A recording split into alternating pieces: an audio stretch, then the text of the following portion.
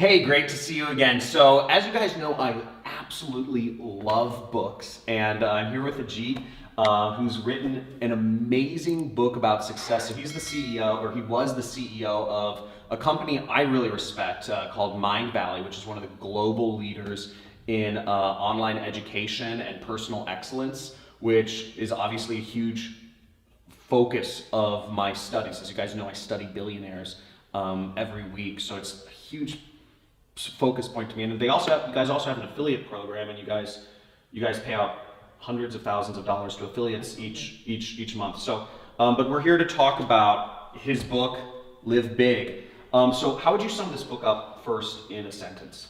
So I would say Live Big is about having a life of choice.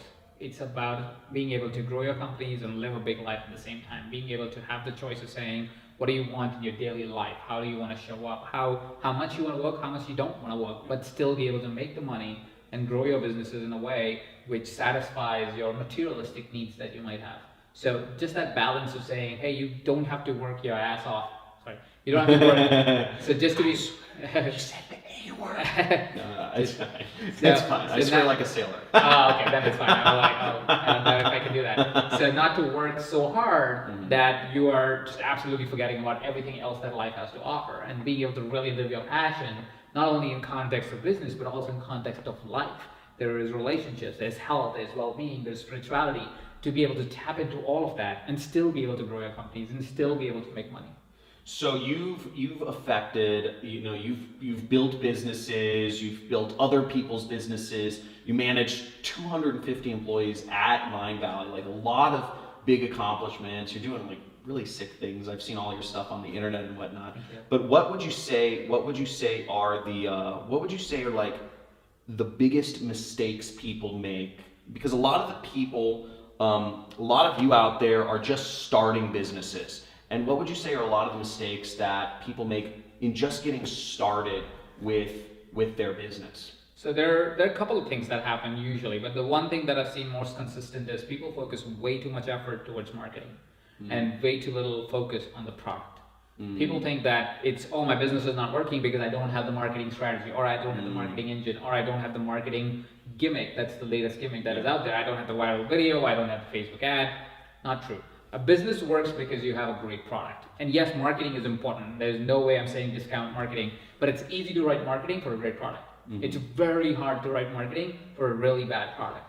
You got a great product, marketing will write itself. And you don't have to be a genius copywriter to sell water when somebody's thirsty. It's a great product at the right place at the right time. Yeah. And that's what people confuse with. They think, no, they need to come up with some fancy copy to sell water when it's already a desert in the middle of the desert, right? You don't need all of that. You worry about your product and make sure that the delivery of the product is good and people are having great experience and they get to transform their lives if that's the type of product it is, or at least have a great experience with the product and get the result that you promised. If people will have that, marketing will write itself and your business will grow. Dude, I'm so on point with that, because for me, even though I have a large affiliate program for my own personal product, and what I focused on is I said, hell, I want to focus on creating the best training course possible. Even though my course is about marketing, I have affiliates market for me, which is funny because I'm just like, how do I create the best training product? I like online education. I think it's really cool. That's why I'm super excited. I'm a huge reader. And what would you say is a tip for people just looking to, like, people who are out there looking to just make money, who have tried a number of things and are just looking to make money? What advice would you give to somebody who's tried business after business? Because there are a lot of people out there who are stuck in this place where I see them, 1 month they're starting a drop shipping business on Shopify. The next month they're, starting an Amazon FBA business, and the next month, maybe they're looking at, me and they're saying, oh, John teaches people how to do affiliate marketing. Let me teach that. Yeah. And so what advice do you give people who are like, who are just trying to make some, like, really money? Because I know you focus on mindset a lot in here, but I want to hear what your advice for these people are. So there is a chapter in the book that literally the title of the chapter is money. It's a dollar sign. It's literally the chapter title. It's like, because there is no way I can discount the power of money. This is business. Business is you make transactions. You can do whatever with that transaction. You can keep it. You can spend it again. You can do whatever with it. But business is transaction. There is no two ways about it. So let's just make sure that we all agree that we gotta make money. Yeah. And we gotta make money for ourselves and our families as much as we gotta make money to be able to run the business and make more money in the business and to be able to grow it and to change the world or whatever that is your intention, right? But here's the thing that happens with opportunity seekers versus business builders or entrepreneurs. Opportunity seekers look at somebody else and say, how can I have that?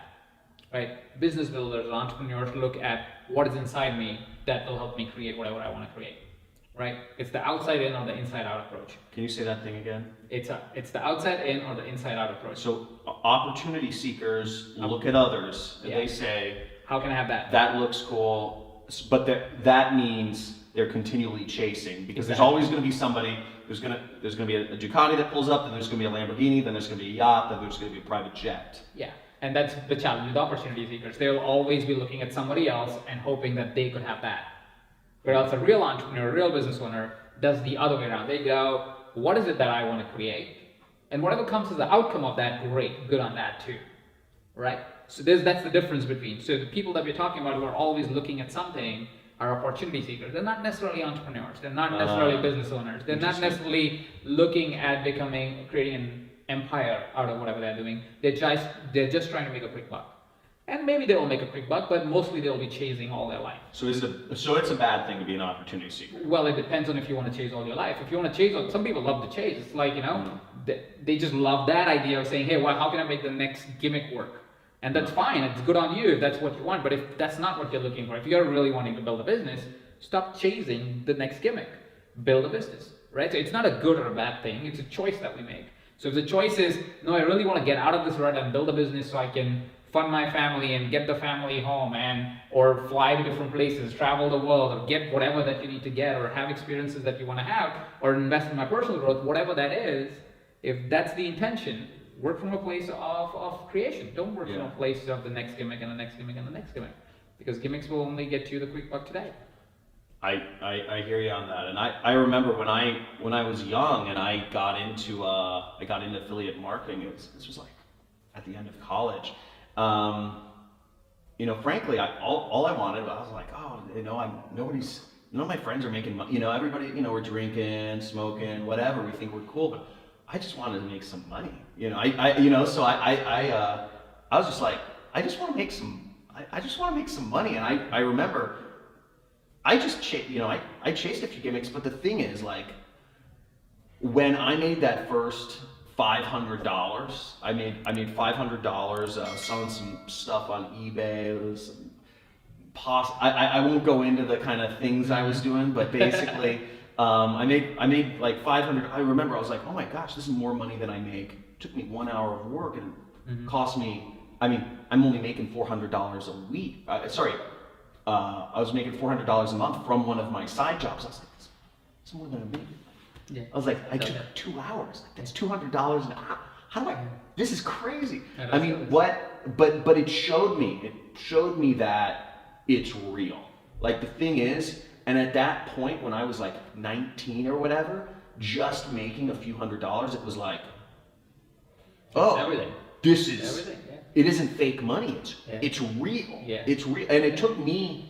I remember it took me time before I got to the point where I'm at. It probably was like 2 years ago, around the time I got married. Funnily enough, where I was like, I want to really create a longevity business where I add massive value to the world. I don't want to just be a trader. I don't want to just be a arbitrary. I want to add. How do I do this better than everybody else? Not just the top 1%. Better than everybody. That's where I'm at now, and my business is bigger than ever, which is cool. So I understand, and it's actually way more fulfilling. But those first dollars were so freaking key. I don't think I'd be here if I never had made that first 500. Absolutely, and you start somewhere. Yeah. You gotta start somewhere. I started with my own bed in India, and I started as an intern when I said I need to learn how to even do online business, right? You gotta learn somewhere, and when you're learning, you're just failing. That's basically what you're doing. You're just seeing what do I fail less at, and let me do more of that, right? For you, it was affiliate marketing. You're like, oh, I'm just not bombing as much as I'm bombing everywhere else. Let me just double down on this. And then you found your drive and passion towards it to be able to say, how can I create the best damn product that everybody wants to promote, right? And create marketing around that really good product, right? So it all comes together eventually. You start somewhere. How'd you get your, tell me about what, you said you were an intern in India. What was, what's that story? I grew up in India in a household of 23 other people. So we had like 23 brothers and sisters, or cousins and extended family, and everybody said it. Yeah, it was a big, Indian families are big. Is family important to you now? Do you have a wife? In the middle, I didn't. Now it's important. I'm now married and I have a young one, only 8 weeks old, so it's congratulations. Yeah, thank you. It's so joyous. But yeah, so that's where I grew up, and as I was growing up, of course, abundance was number one priority. When somebody grows up in that kind of setup, it's like, I gotta make money. Would you consider yourself wealthy growing up? Were you like Brahmin, or were you like middle, or like lower? Oh, the class wise? Yeah. Yes, no, I mean, we were class wise. And caste system is terrible in India, and we don't really follow. I don't know too much about it, but I know there's like Brahmin, and then there's like the street sweepers, and there's the middle people. No, caste-wise I was okay. Okay. I don't want to still segregate it because that's actually a big trigger for us, for me at least, because I think it's unfair to society. So I don't want to get there, but we were not rich. Let's just say it that way. We were just getting by. We were not completely broke, but we were not super. There wasn't pure abundance. Yeah, I didn't have a room. Let's just say it that way. I didn't have a room. My playroom was my study room, was the guest room, was every room, right? So that kind of defines how we were. And so I grew up in that reality, and so money became a very big priority in my life, and I needed to make money, and I needed to get out of the place I grew up in, and that got me initially to be somebody who would take a lot of risks in life really early on, like when I was in my teens. When did you start working? I started, my first job was when I was 17. Okay. In India, that's early. I know here you start taking jobs in like 14, 15, I think. But in India, if you take a job at 17, your house must be in danger. That's how people would say. Oh, really? Like your family can't feed you while you're working, right? So that was a big deal for you to... It was a big deal for me to actually step out and say, no, I'm going to make my own money. Interesting. We were not talking about it that much at the time, but I got started because I was just not sure what I wanted to do at the time.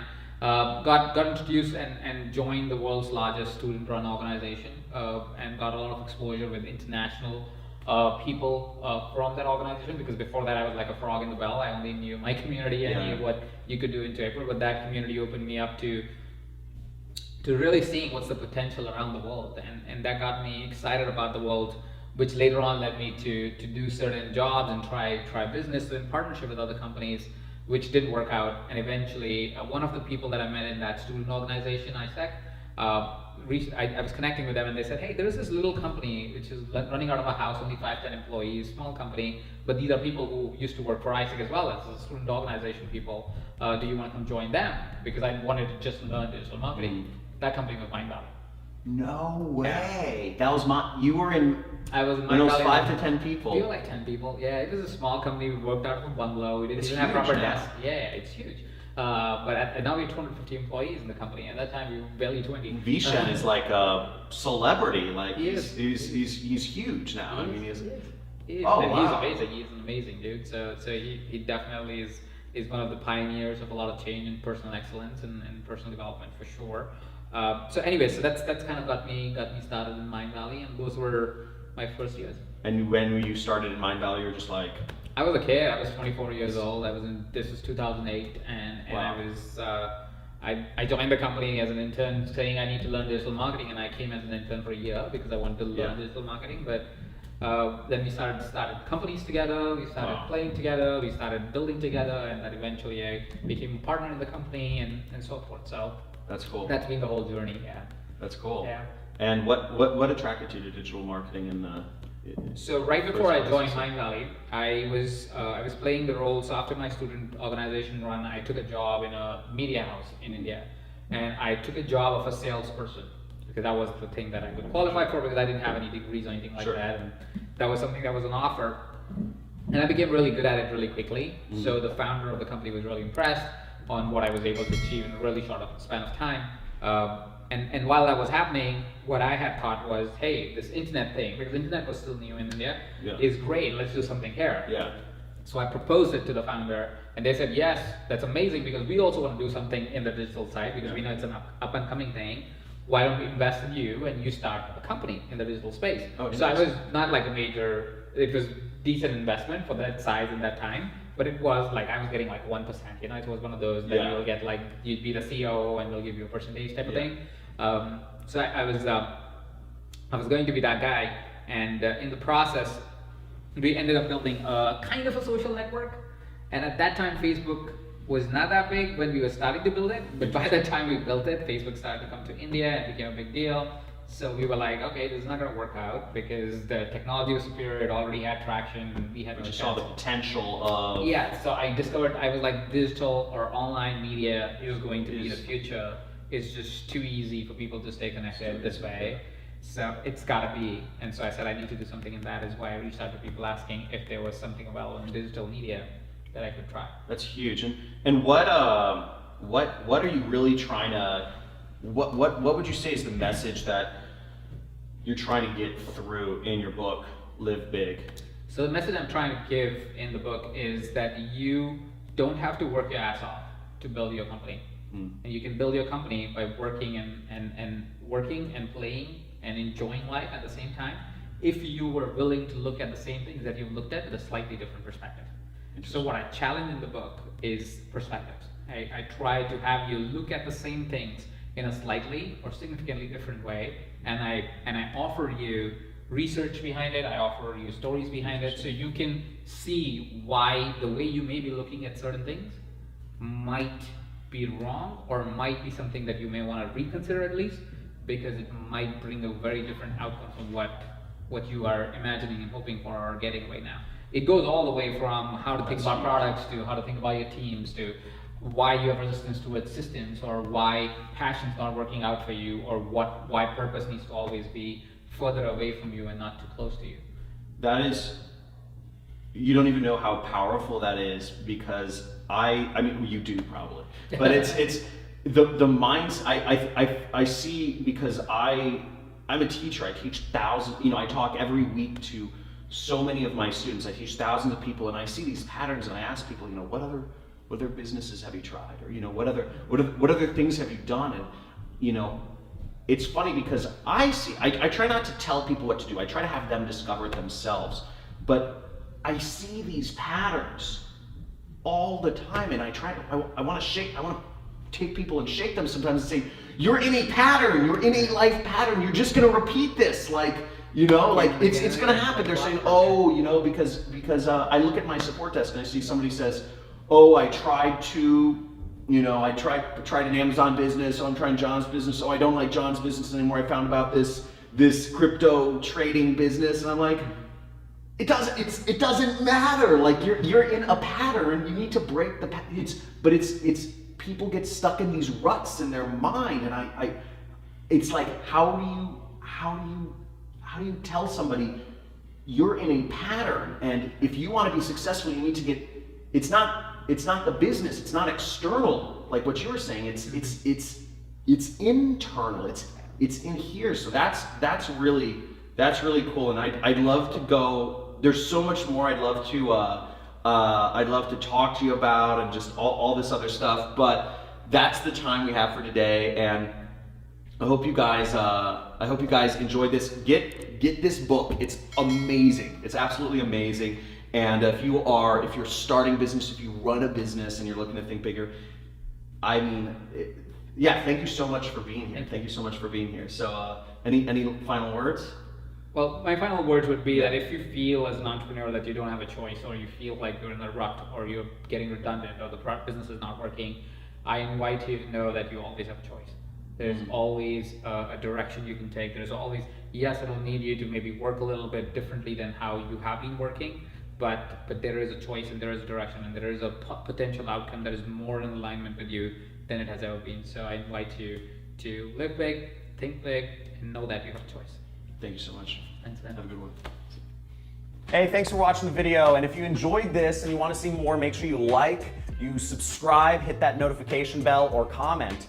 And if you'd like to actually learn how it is I run my internet business and make piles of money like this, make sure you click the link below in the description or in the first comment, and I will show you. Peace.